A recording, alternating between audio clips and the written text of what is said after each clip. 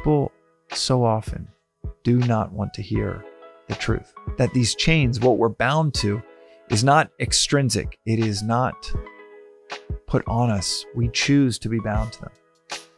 Yeah, we back with another reflection on the daily Vedantic. And the reflection is on Plato's Allegory of the Cave. Plato, in his book, The Republic, is compiling stories of Socrates out and about in Athens. And the famous story as described by Plato, while Socrates delivers this metaphor, this allegory, so much more than just an allegory.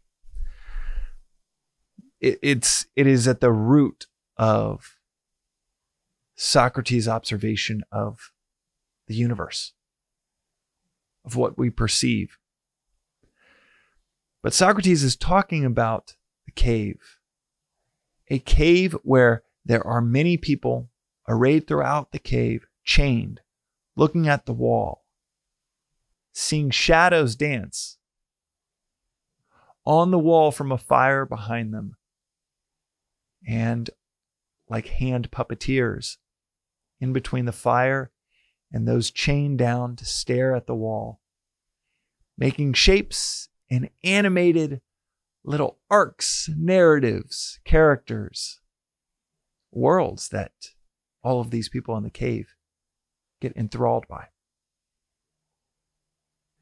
One person breaks free from the chains.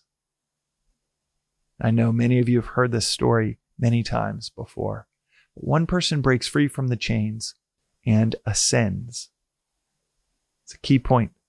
Doesn't walk out, but ascends towards a little speck of light.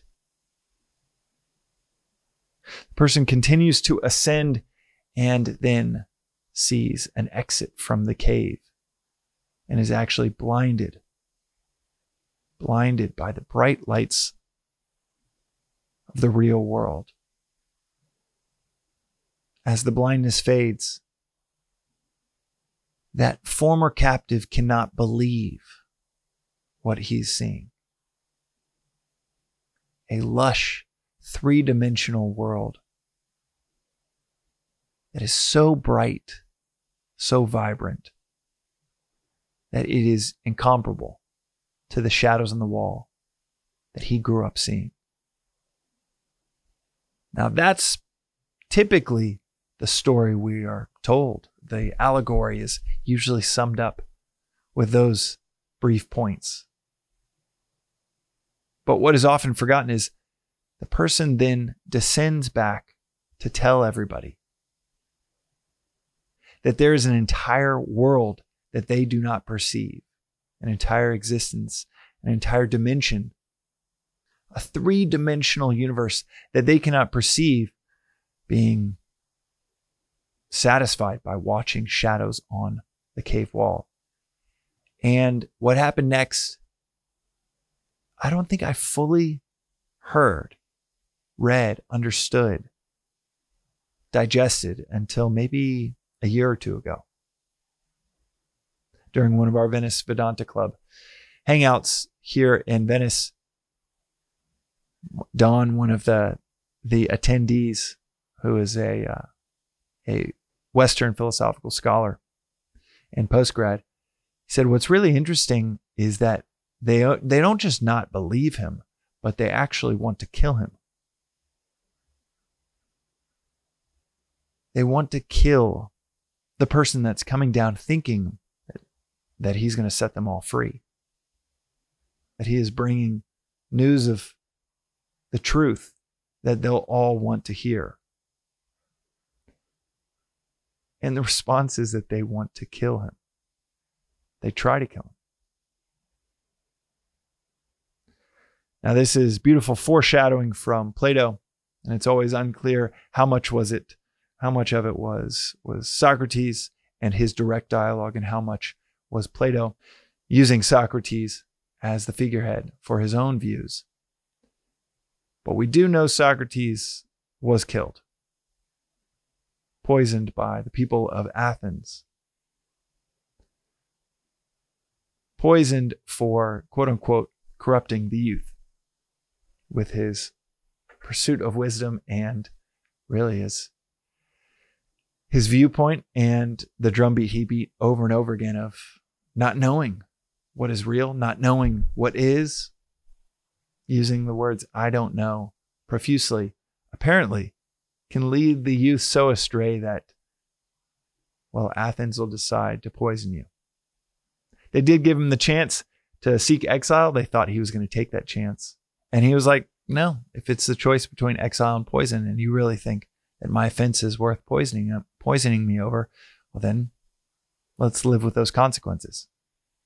He was the one bringing in new wisdom, and all of the captives chained, staring at the shadows that didn't want to hear it, quite literally wanted him dead.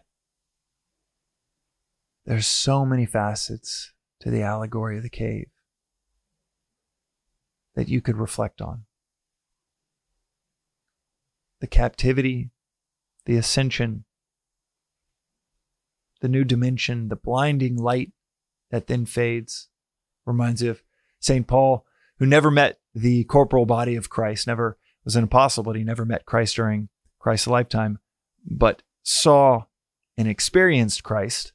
We don't know in what form.